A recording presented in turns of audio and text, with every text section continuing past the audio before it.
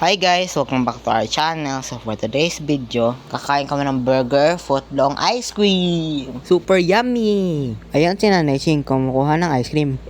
Dalawang flavor nga po pala inabili na ice cream ni Mami. Double Dutch and Rocky Road ang flavor. Ay tignan nyo si Nanay Ching, ang saya-saya niya. Ay gusto niya kasi yung ice cream. Madalang lang naman po kumain ng ice cream si Nanay. Kasi po bawal po sa kanya yung sobrang tamis. Tataas po yung sugar niya. Pero ako walang bawal-bawal guys. Kakain ako hanggang gusto ko.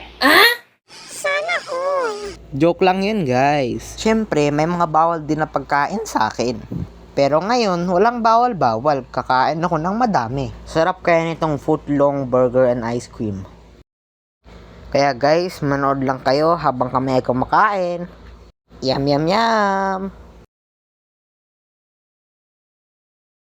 O sige na guys, hanggang dito na lang muna. Salamat sa panonood. Bye-bye!